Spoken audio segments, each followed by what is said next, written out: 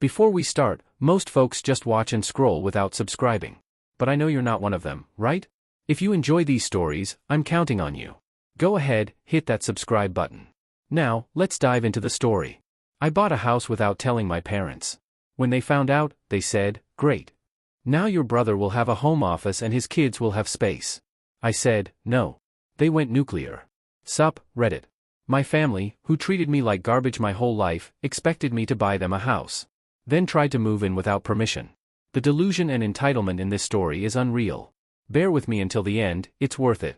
I'm 28, male, a welder from Knoxville, Tennessee, named Alex. I'm telling you about the most satisfying nuclear option I pulled on my family. First, you gotta understand the setup. My older brother, Daniel, is 32, the golden boy since we were kids. Full-blown favorite child syndrome here. This dude could have burned down the house, and my parents would have blamed the matches. 2 moments will tell you everything about our family dynamics. I was 14, working weekends at Ace Hardware, making $7.25 an hour. Saved every penny for 6 months to buy a PlayStation 3. 6 months of contractors asking where the left-handed screwdrivers were.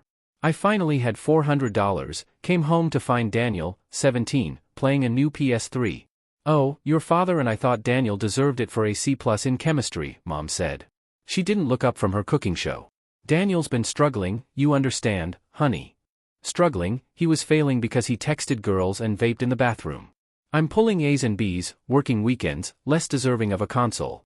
"What about my money?" I asked. "Save it for something practical," Dad said, "like work boots." Daniel looked me in the eye. "Thanks for saving, little bro.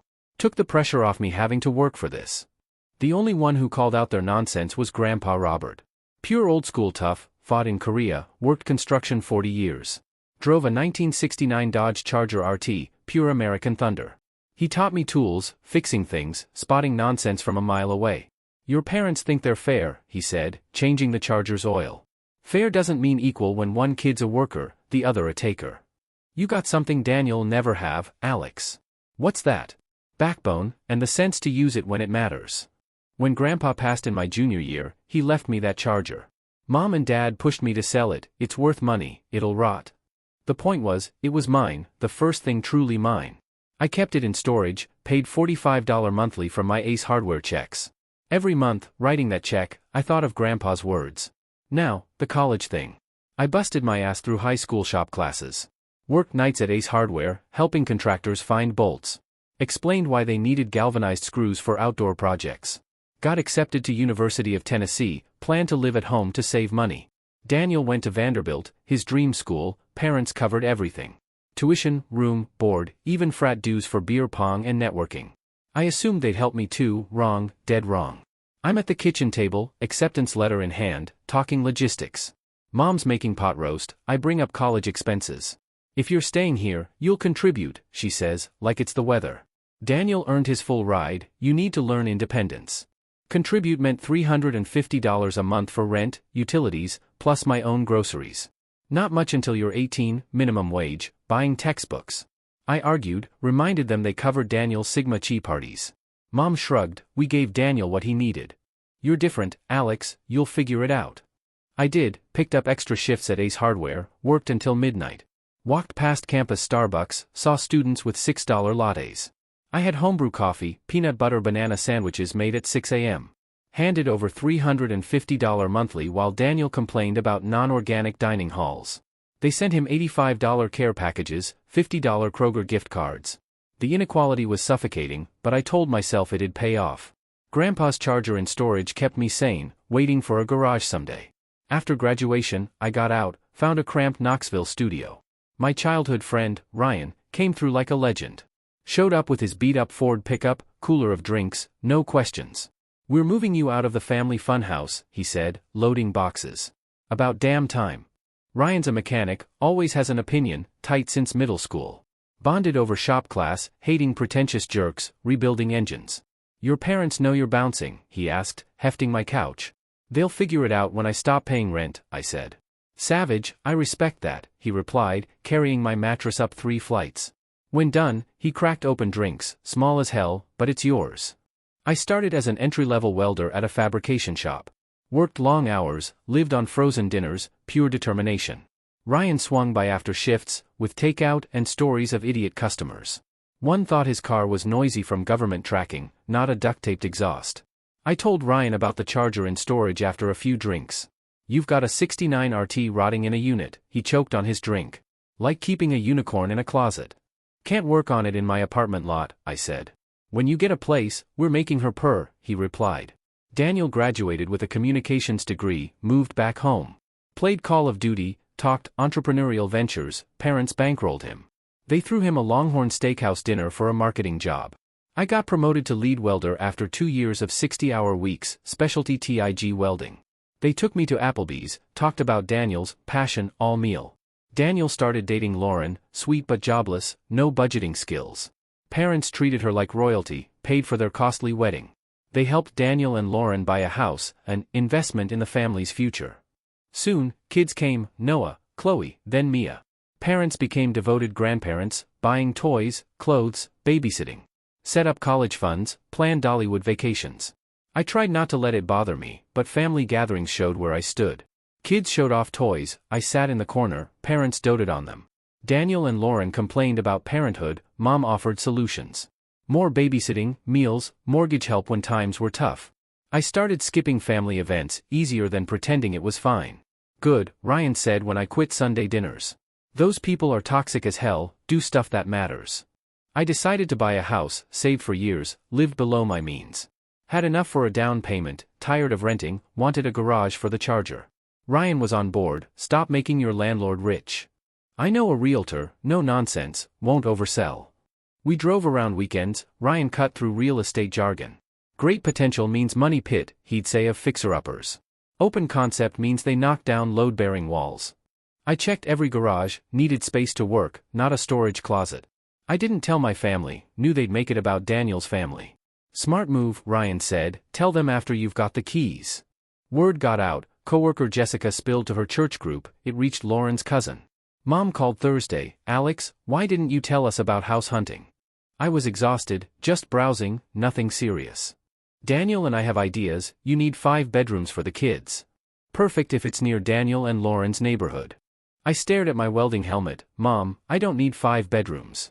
I'm looking for something small, just for me. Don't be silly, family matters, you'll want space for everyone, she said. I called Ryan, they want me to buy them a house, not myself. Beyond insane, parasitic nonsense, he said. They've picked out the kids' rooms already. Mom and Lauren sent massive house listings, pools, guest suites, huge prices. Perfect for family gatherings, they texted, kids would love the backyard. I muted the group chat, kept looking with Ryan. We found it, a beautiful 2-bedroom ranch house in Powell, 20 minutes from downtown Knoxville. It had a covered front porch, original hardwood floors, and a kitchen with perfect morning light. The backyard was just big enough for a vegetable garden, and a den for Sunday football. The real selling point, a 2-car garage with a workbench, proper electrical, space to work. This is it, Ryan said, walking through the house. Good bones, solid foundation, only 2 bedrooms. Can't fit a whole damn commune in here, he added. Check out this garage, I said, running my hand along the workbench. I can finally bring the charger home, I said. Now you're talking, Ryan said, that baby's been locked up too long. I put in an offer that same day, felt a rush of pure joy when it was accepted. This was it, this was mine, congratulations, homeowner, Ryan said, shaking my hand. Now the real fun begins, keeping the vultures away from your nest, he said. I decided to wait until after closing to tell my family, wanted to enjoy the moment without their input. Mom called to invite me to Sunday dinner, we're having pot roast, let's talk about your house search.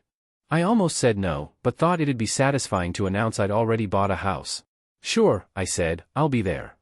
I had no idea I was walking into an ambush. I arrived at my parents' house in Farragut at exactly 6 p.m., mentally preparing for their lecture. The smell of pot roast filled the air, I could hear the kids playing in the living room. Daniel was sprawled on the couch, scrolling his phone, while Lauren chased Mia around the coffee table. We gathered around the dining table, for a few minutes, everything seemed normal. Dad complained about the Titans' latest losing streak, Daniel talked about some project at work. Lauren shared cute stories about the kids, I started to relax, thinking it'd be a regular dinner. Then Mom set down her fork, cleared her throat, so, Alex, she said with a smile that didn't reach her eyes. We've been doing some research, we think we found the perfect house for you, she said. Here we go, I thought. It's a gorgeous 5-bedroom in Oak Ridge, just 15 minutes from Daniel and Lauren's place. It has a huge backyard for the kids, a 3-car garage, and a basement Daniel could turn into his home office, she said. I blinked. His home office. Well, you know how cramped they are, Mom continued, like it was reasonable. The kids are sharing rooms, Daniel doesn't have anywhere quiet to work, she said.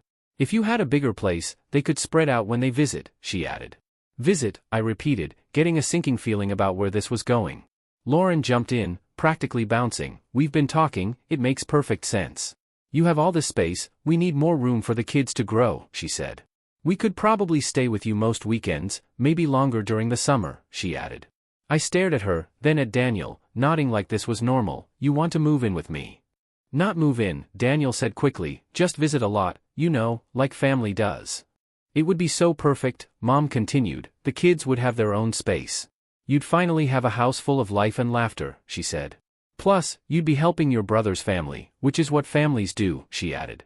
I felt like I was in an alternate reality. They were talking about my house like it was their solution. A house I hadn't even told them I'd bought yet, like it was theirs to plan. Actually, I said, setting down my fork, I already bought a house. The room went dead silent, even the kids stopped making noise in the living room. What? Mom's voice was sharp. I bought a house, I repeated. It's a 2-bedroom ranch, I closed on it last week. For a moment, nobody spoke, then Daniel let out a laugh that didn't sound amused. A 2-bedroom, Alex, what were you thinking? He said. Where are we supposed to stay when we visit? Who said you're visiting? I said simply. It's my house, I bought it for me. Mom's face was turning red. Alex, how could you make such a major decision without consulting us? We've been working so hard to find you the perfect place, she said. This is so unreasonable. I didn't need your help, I said, keeping my voice steady. I knew what I wanted and I bought it. But what about us? Lauren's voice was high and whiny. We really need this, Alex. Do you know how hard it is to live in that tiny house with 3 kids, she said. Noah and Chloe have to share a room, Mia's crib is in our bedroom, she added. It's not fair to the children. I took a deep breath. That's not my problem, Lauren. That's when Dad decided to join, slamming his hand on the table so hard the water glasses jumped. You're being selfish, Alex, he said. Family helps family, what's wrong with you? I stood up, heart pounding. I'm not selfish, I'm finally standing up for myself after years of this nonsense. If that makes me the bad guy in your eyes, so be it, I said. The room erupted, Mom yelling she raised me better than this, Lauren crying about the kids' fairness. Daniel ranting I'd always been difficult, Dad shaking his head like I'd personally disappointed him. I grabbed my keys, headed for the door. You can't just walk away from your family, Mom shouted. I turned back one last time, watch me. Then I got in my truck, drove straight to Ryan's shop, found him under a Chevy Malibu, cursing a stubborn alternator. How'd the family dinner go? He asked without looking up.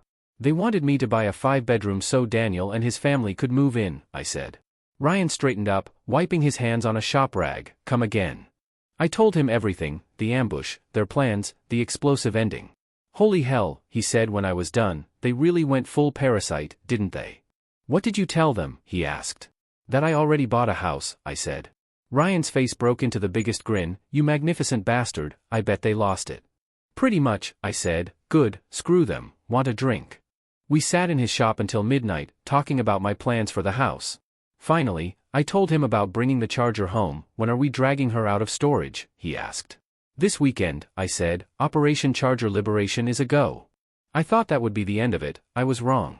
The text started that same night. Lauren sent a photo of the kids crowded on bunk beds. Look how cramped they are. Do you really think this is fair? She captioned it. I didn't respond. What was I supposed to say? That my house caused their apartment to shrink. The next day, I woke up to 25 missed calls from Mom, a series of frantic voicemails. Alex, we need to talk about this. You're being unreasonable, she said. Think about the children, she added. Daniel can't even sleep because of how upset he is. Daniel chimed in. I thought family mattered to you, but I guess I was wrong. Mom couldn't sleep last night because of how upset she is, he texted. I showed Ryan the messages when he came to help me move into the new house. Jesus Christ, he said, scrolling my phone while carrying a box marked kitchen stuff. It's like they're running a guilt trip factory, he said. You want me to respond to any of these? He asked. What would you say? I asked. Something about their housing crisis not being your emergency, but with more creative curse words, he said. I muted their numbers, tried to focus on settling into my house, but it was hard with constant buzzing. They'd moved to Facebook, posting passive-aggressive messages about family loyalty and sacrifice. Lauren shared a photo of the kids. Some people forget where they came from. Family sacrifices everything for you, and this is how you repay them, she wrote. The comments were brutal. People who didn't know the story called me selfish, ungrateful. My own aunt, who forgot my birthday every year, called to lecture about putting family first. I heard about what's happening with Daniel, she said. Can't you help? Family comes first, Alex. I blocked her number, kept going, but the harassment was taking its toll.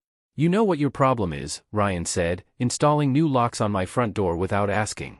You're playing defense when you should be playing offense, he said. What do you mean? I asked. You're letting them control the narrative. They're telling everyone you're the jerk, he said. Time to tell your side, he urged. I wasn't ready for that yet, kept hoping they'd move on, didn't want to waste time. The weekend after I moved in, Ryan showed up with his truck and trailer. Today's the day, he said. Operation Charger Liberation is a go. We drove to the storage facility in comfortable silence, rolled up the metal door, saw Grandpa's car under a dusty tarp. I felt something crack open in my chest. Damn, Ryan said softly, she's beautiful. We pulled off the tarp. B5 blue metallic paint had depth under the grime, chrome bumpers needed polish but weren't rusted. Classic rally wheels made every muscle car look badass. She's going to need some work, I said, hand on the fender. But the bones are solid, I added. That's what weekends are for, Ryan said, hooking up his trailer. Loading the car was emotional. The last piece of Grandpa, bringing her to my place felt like honoring his memory. When we got her into my garage, Ryan cracked open 2 drinks. We stood looking at her. Your grandpa had good taste, he said. What's the plan? Get her running first, then see what she needs, I said. That became our Saturday routine. Ryan showed up with coffee and donuts. We'd spend the morning on the Charger, then sit on my back porch, drinking, talking nonsense. From work to family to whatever game was on TV, the car became our therapy. Every bolt turned, every part cleaned or replaced, a step away from family drama, towards something purely ours. Ryan had a way of making frustrating mechanical problems manageable. Carburetors flooded again, he'd say.